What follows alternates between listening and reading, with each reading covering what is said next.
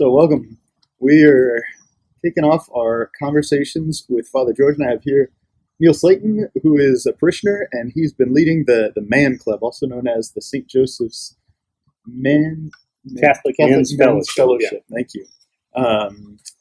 And we're going to be talking just a little bit about how to get involved in small groups, what effect they do have, and then also a little bit about how to lead one effectively. So first off, Neal, you told me a little bit about the Man Club. What is it? What goes on there? Yeah, the St. Joseph Catholic Men's Fellowship, better known nowadays as the Man Club, started with a conversation between myself and Father Yezidos Thomas when he was at St. Mary's, and I had been part of a kind of a interdenominational group here in town that was a kind of a book study. And 5 or 6 of us had started the group, close friends of different churches, different faiths, and it had worked out pretty good. But the group had literally grown. We would meet on Tuesday mornings, and the group had grown to 150 men.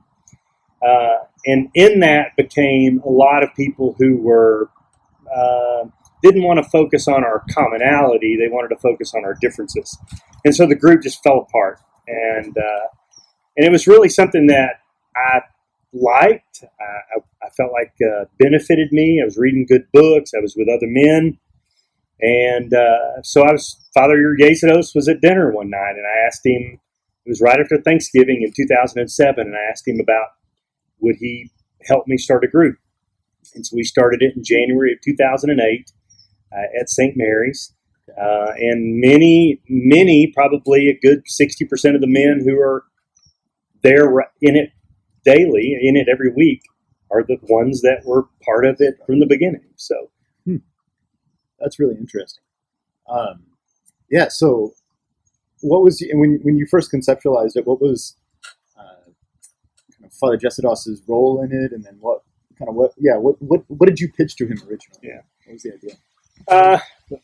Well, I pitched to him a group of men studying men's spirituality and studying it in a way that was comfortable to men. Mm-hmm. Not that we're any different than women or different than anyone else, but I really wanted the group to. Men and women are different, without a doubt. But we are, both have souls, but right. I wanted the group to be, and I envisioned the group to be something comfortable for a man to enter into, regardless of where he was at in his spiritual journey.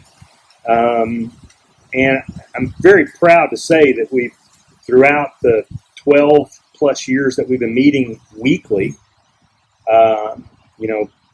46, 47 times a year, mm-hmm. That we've had conversions we've had men that were in there that weren't Catholic and have converted. We've had men who have lost spouses, and the group supported that man in that. We've had men who have lost jobs, who have gotten married, and it's just been a really comfortable place for men of all different places to be in. That's really cool. So, you talked about that core group still kind of sticking together. Was that a group of friends before the Man Club started, or was that, how did you find those guys? Yeah, it was more or less just a invitation to everybody that we knew, and the people who really desired to be part of that, they came. Okay. And they've stuck around. Right. So we've had other men kind of come and go. We meet at 6:30 in the morning on Wednesday, so it's not for everybody. Right. But there are many men here in town who, when we change books, they still come and get the books and read the book along with us, but they don't attend the meeting. Okay. Just because it's just outside of their matching their schedule. Right. Makes sense. That's really cool. So you talked about how much it's helped all these other guys with going through difficult times or even exciting times, conversions, things of that sort. for you personally, what's happened within your own faith life and your own life? And how is the Man Club? Yeah, I remember having this conversation with Father Yezidos that I really wanted to start Man Club for a real selfish reason, and that is that I felt like that my own growth in my own spirituality needed to happen amongst men as well as my family and other people. So it was very selfish in that I wanted it, I desired it, and I just had this feeling that other men did too. Uh-huh. And so out of it, I've been, not only have I developed some amazing friendships, but also some, just the seeing where different people are in their faith. I've learned from them, whether or not they might be new in their understanding of what the Catechism says.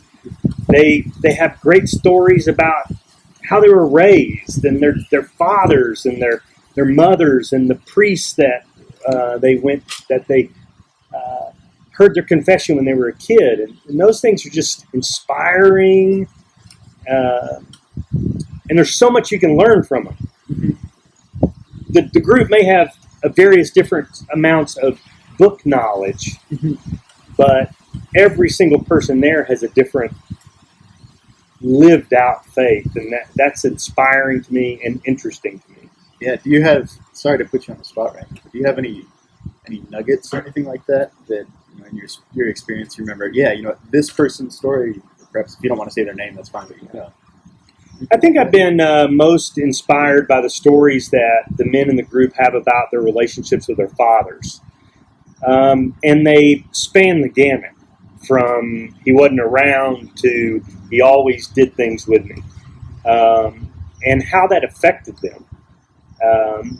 So I think that those stories, they still come out, even after all this time, from the same people that we still continue to hear.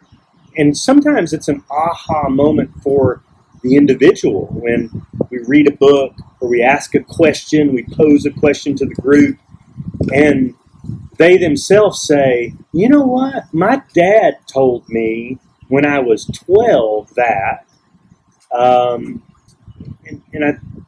as well as people have many stories about their mothers also, but I think probably the things that have been the most fun to listen to are the relationships that the men have had with their dads, and to see the effects that they begin to understand when they haven't had effects with their dad, which motivates them to have different relationships with their sons and their daughters. That seems to be that's the spirituality of the group, right? Also, yeah, we don't talk about, we talk about lots of things, but we also talk about that vein of our lives a lot, so it comes out.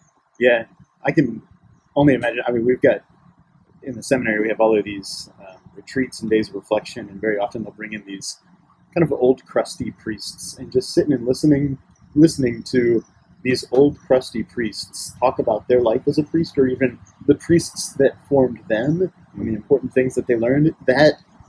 Those were the times that I feel like I was most formed as a priest, of hearing, oh, this is what the impact of one priest saying this to a young man is, or to a young woman, or this priest made this mistake, and I need to make sure not make the same one.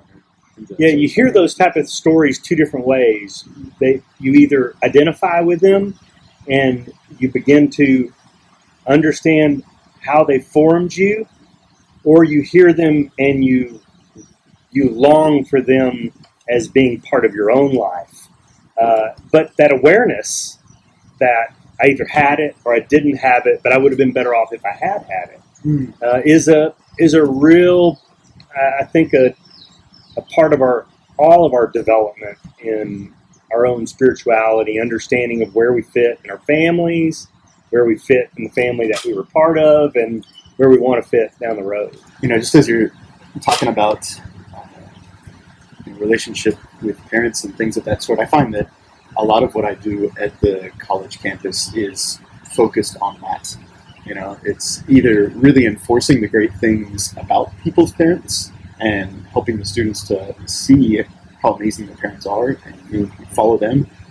Or else sometimes, and sadly, quite often, it's repairing the damage done by Forgiving them and moving on. Exactly. Yeah. So, Exactly. There's a lot of forgiveness that we have to work through, which I think it kind of makes me a little bit sad, because I think there's an underemphasis on being a parent in 21st century America. Success is seen to be, well, how much money do you make? When do you retire? All of these other things, but I mean, all that fades pretty quickly. Yeah. The real legacy, even from just a very natural point of view, a person's legacy is more in their children, people that they've formed. You need to make a lot of money so you can pay for your kids' counseling. Yeah. If all you do is focus on making money. Wow, I've never even heard of that. That's true. Yeah. Ask Matthew Skiba one day whether or not that's the nature of a lot of his practice. Wow, I believe it. Yeah, I bet so. So. Good stuff. So you started the Man Club, I think there were some philanthropic purposes, in the sense that you were trying to help out other guys, but also kind of to help yourself, to have a band of brothers to really continue to grow with. But then also you were kind of, I suppose, the person with the most experience and the only person willing to lead it, and so you stepped up and led the Man Club. So first off, what has that experience been like to kind of be the guy that heads the Man Club? Well, it's been simultaneously daunting some days, and then other days, and really for the most part, been very rewarding. And it's been, I really approach it not as a teaching mission, but a kind of a charism of being able to organize things. To organize things and to lead people. And so I really try to focus on making sure that we start on time and we end on time, so that it becomes a predictable part of people's lives, rather than it starts around about and it goes whenever we finish talking. We start at 6:30 on the dot, and we finish 7:30 on the dot, because people have to go to work, people have to go pick up kids, take them to school. So that's been my focus, is really trying to make it predictable, orderly, and practical. So I really try to focus our discussion on how we can apply this to our lives, how we can apply it to our work, how we can apply it to our families. Rather than, and trust me, we get out in the theological weeds sometimes, way beyond what we should be probably. And we research it, and we look, and we ask people for input, priests and different people. But for the most part, it's, okay, how can we apply this to our life? What does this mean to us? How does this change the way we're going to worship or go to confession or interact with our wife and our kids? It's always kind of a practical approach, which I think I found, at least this, me personally and in this group, and I found that is a very typical spirituality of men. Of, we read the scriptures, we read the saints, and we can read it and we can walk away from it and not be changed, unless we look and find ourselves in that scripture and ourselves in the life of that saint.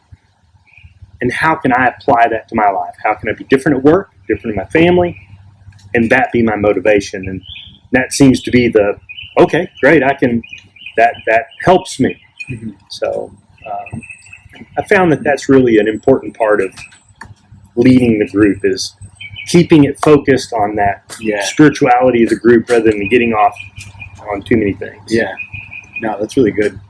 Like that, as you were saying, what was it? It was predictable, Um, what was the second one? Orderly. I have no idea. Orderly and practical. Yeah, I thought to myself, Yeah. wow, that's a good triptych for homilies too. Yeah, Start on time, end on time. And we only meet for an hour, so it has to be the questions have to be poignant and meaningful. We have to bring people back when we get off onto tangents, and the group does as the familiarity amongst us has increased. We can very quickly get off onto tangents, and so I have to bring them back, and so that's part of facilitating the group rather than seeing myself as a teacher. Yeah. But instead a facilitator who starts it on time, ends it on time, and keeps us focused on the goals. Yeah, I think you mentioned some really good things. With preparation, what is it that you end up doing to prepare? How do you get yourself ready for Man Club? Well, our group is primarily based around reading a book or reading some sort of commentary, sometimes to fill in a week or two before we start Lent or something like that. We might read some articles. So my preparation is, like everybody else's, to read the chapter, and again to apply those goals that I have for the group of how do I apply this to my life? What does this mean to me today? Not what did it mean to that saint 1,000 years ago, but what does it mean today, and how can I apply it to my life? And so I read the chapter with those goals. Sometimes we're blessed with a book that has questions in the back of the chapter, and that always makes for easy planning. But for the most part, it's read the chapter and take the topics that are addressed in the chapter and formulate them into questions that are not yes and no questions, but instead that are open-ended questions that cause the men to have to think and to then apply. So I try to, sometimes I might formulate a question that has multiple parts to it. We might ask a question about this first, and then based on the answers from that, move on to the next aspect of that question. And then I've been doing it long enough that sometimes on the fly, somebody may say something that's very interesting, and we might just ask the question, has anybody else experienced that? Or can you tell us more about that? That's fascinating. So it's kind of free form now. It wasn't at first. At first I had, a whole sheet of questions all typed out, and I would distribute them to the group beforehand. Okay. Now it's not so much. So all right, that's interesting. And I don't. That wasn't necessary at the beginning, but it was my inexperience in doing it forced me to over prepare for it, which was great. Right. But now we've been doing it long enough that it's a conversation among friends with a common topic. Right. That's really cool. I like how you described that there, the conversation among friends with a common topic. Because I think that's one of the main ideas for me with pushing small groups. As we've talked about, this is one thing that I'd really like to start up in the parish, and especially after coronavirus, as things begin to open up a little bit more and people are comfortable meeting at least in small groups. I think this is perhaps the only way that we can really deliver in-person content. But also, I think it's a very opportune time to really make that shift in the parish, that more and more people are part of some sort of a small group. Because, one thing that you hear again and again and again in a 21st century America is that people don't really have real friends. If guys get together, they get together, and they usually they're friends because their wives are friends, or because they know each other from work. Like that's usually how men have relationships, which means that it's necessarily kind of a superficial thing or a forced thing.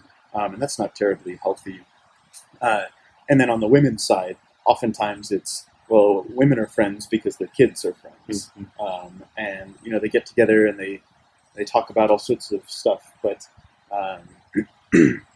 what inevitably happens is it ends up oftentimes devolving into what we call in theology, spirituality. It's a relationship of pleasure where this person is pleasing to me, or perhaps even it's a relationship of utility where this person is useful to me, and that's why we have this relationship. But human beings were made for so much more than that. We're made for what's referred to as authentic friendship, and Jesus Christ desires us to run to Him with our friends. If we have a real friendship where we can share all of our life, sometimes you got to talk about work, sometimes you talk about the kids, sometimes you talk about the football game, but sometimes that also includes a conversation about our faith, because our faith is an important part of that. And so that idea of having a conversation among friends really helps us to develop those authentic friendships and make sure that faith is a part of the friendships that we do have. So that's really cool. I like that saying. After meeting for a little over 11 years, we read a book about friendship, and it addressed Aristotle's description of those 3 levels of friendship. And one of the things he described in there was that true friends are those who are together pursuing virtue. And it turned on this light bulb amongst our group that we're all different. We don't necessarily hang out together. Some people like the Patriots and some people like the Cowboys. But together we're pursuing virtue through this group and others. And we came to, in a much greater way, understand that we're friends, but we're friends in a very important and deep way that's beyond our love of football or sports or our wives or friends. And it doesn't require us to spend tons of time together. It requires us only to be common in our pursuit. And if our common pursuit is virtue, then we have, as you mentioned, a band of brothers that is unlike any other group that we're part of, whether it be work or anything we might do. That's why something like the Knights of Columbus are so valuable to men, is because there's a common pursuit. Yeah. So that was one of the most powerful books. I have a list of maybe 5 or 6 of the best books we've ever read, and 5 or 6 of the ones that I tell people, don't ever pick this book up. And some we've stopped 4 chapters in and said, thrown it out the window and started over with another book. But that was probably one of the most powerful books that we read, and that book came about 11 years into our journey together. That's amazing. I think I've mentioned this to you before, but the guy that wrote that book, Dr. Cuddeback, he impacted me immensely. I went on a summer camp at Christendom College. It's a 2-week camp, and he talked about, first off, the pursuit of wisdom, and that we should pursue wisdom above all things, because all other good things come with wisdom. And then he talked about true friendship, and it utterly changed my life. And essentially that was one of those watershed moments that moved me toward the priesthood. And so I attribute much of the direction of my life now to him, to having studied under him. And a really cool experience was, while I was a priest in Rome, his daughter was on the Christendom College Study Abroad program. And so I actually got to be her chaplain. And so it was really neat to be able to give back to his family in that way. He loves his children so dearly. It's really neat to see it as him as a father. But to get to know his daughter and to help form his daughter was a really cool way to give back to him. Changed my life. Yeah, good stuff. So you talked about throwing a book out, and earlier you mentioned that this task of leading the man club can be a little bit daunting sometimes. I really want to hear what are your the greatest fears in regard to leading a small group, and which are the ones that you haven't dealt with, that they're just kind of there, and sometimes this happens, and then which are the ones that you looked at, you figured out a good solution for it. Yeah, I think everybody's biggest fear of leading a small group is that you're going to be exposed as not knowing something.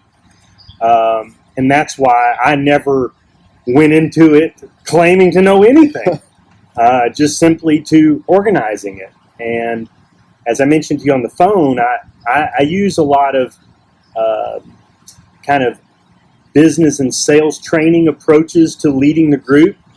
One is the answers in the room. If anybody's watching any of the press conferences these days, you hear a lot of, "That's a good question." Well, that is simply a method of being able to gather your thoughts before you answer.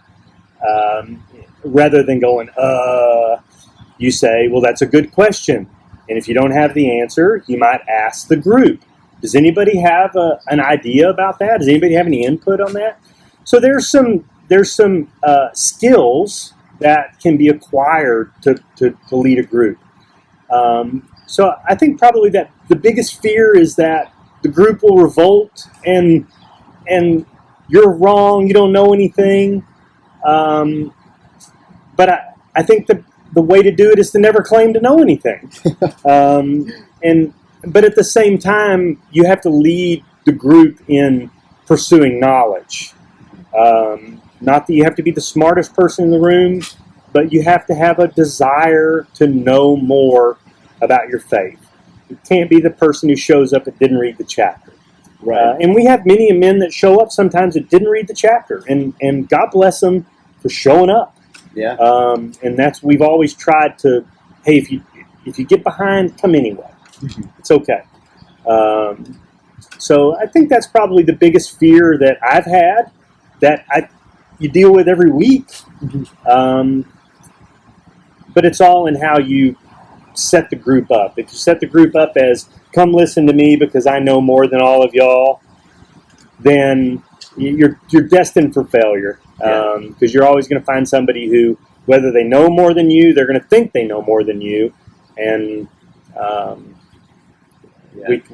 what we do is, if we get something that we don't know the answer to, I'll write it down and I'll tell people, I'll tell you what I'll do. I'll write that down and I'll email Father Elliott. And I've emailed you, I've emailed other priests about things, and that usually sets it aside.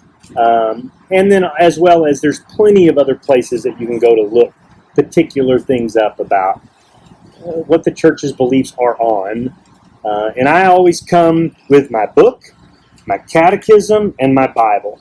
Yeah. And if there's a scripture reference in the Bible, I'll look at, or a scripture reference in the book, I'll look it up in the Bible. I'll also look in the index of the catechism to see if the church has made a specific statement about this, which, those are the great things to be able to expand people's. When we first began meeting, there were men who didn't own a Bible. They had a family Bible, the one that you open up, blow the dust off of it. So we encourage everybody to get a Bible and everybody to get a catechism.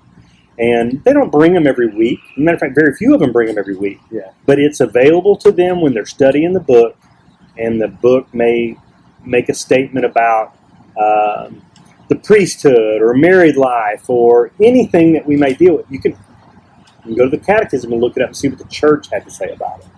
That's great. Yeah. So what are some other fears that, what are the rough parts of leading a small group?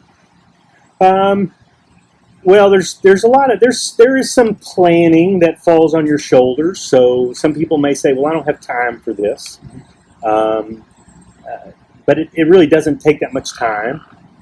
And then also there are 2 or 3 other men in the group who can kind of pick it up when I'm gone.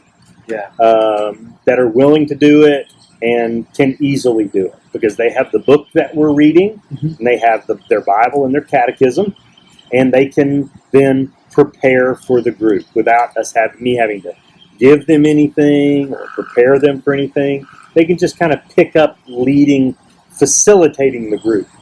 But other than that, the biggest challenges we've come across is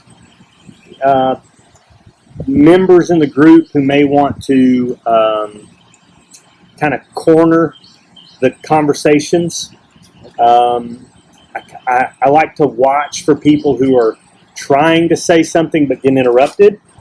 And then as soon as somebody takes a breath to say, hey, you were going to say something, to try to give the group, and very quickly the group will learn what you're trying to do. And then there have been a couple of occasions over, not many, but over a dozen years where I've had to speak to people specifically and say, hey, take a breath. When we ask a question, take a breath and let some other people, because one of the things I found that in leading a group like this, becomes uncomfortable is silence. So you ask a question and there's silence. But that silence is really only a few seconds. It's not very long. And sometimes I've found that the best questions get silenced first. And to just be comfortable with that and to let it kind of marinate, and then somebody will say something. Or it'll trigger a memory or even another question. But in some cases, you might have people that are quick to answer. And they have to be encouraged to let the group develop the question. And I've only had to do that twice in a dozen years, and those have been individual conversations after the meeting to ask people to do something maybe a little different, and it's been welcomed, and both of those men still come to the group today. It didn't run them off. So that's really cool. That's good to show that there are real relationships happening there, and that they're good conversations, that you're able to go and say something to these people, and first off, y'all's relationship was strong enough that you could say that and they didn't feel offended. There's a real friendship happening there. But then also that even after that, they still desire to continue to come, because even though they can't speak as much, they still see the value of it. And the first time that they temper their desire to answer, and then somebody in the group answers something, maybe somebody who doesn't speak up as often or as forcefully, and they tell you a story that just cuts to the heart, you're like, okay, now I know why I'm not talking, and I'm letting that guy talk. Right. And there will always be different people in the group who I don't like to point people out. Hey, Fred, what do you think? I don't like to call people out. I instead like to pose it to the group, and the group will answer. But there are some that are slow to answer, and they just need a little bit of time to marinate to then feel comfortable to answer. Right. And man, when we give them that chance, we get great stuff, and and that's really what we want, because we have people in the group that are in their 30s to people who are in their 70s, and I want to learn from both groups. Right. But I can't if somebody's always taking up all the time, and we only have, after we've done a little business, listed our prayer requests and opened and closed in prayer, we really only have about 45 minutes. Yeah. That's cool. That is excellent. Good stuff. Well, thank you very much for leading the Man Club and making that happen. I mean, it's really known across the diocese that there is a solid group of men in Nacogdoches, and most of them are involved in the Man Club. So thank you. It's had a great impact on the parish, and this is something that I hope to be able to do with lots of other groups. You talked about how the previous group that you were in kind of got too big, and because all the problems that come with something being very big, it ended up decaying. I really hope that we can still scale this. So, have lots of groups, get a lot of people involved in a small group, but keep them as small groups, because there is something about the conversation that can happen in the smaller situations, and a real unity and development of relationships that happens, that then our Lord can use to really transform people's lives, which is, of course, what we're all about here. So thank you for that.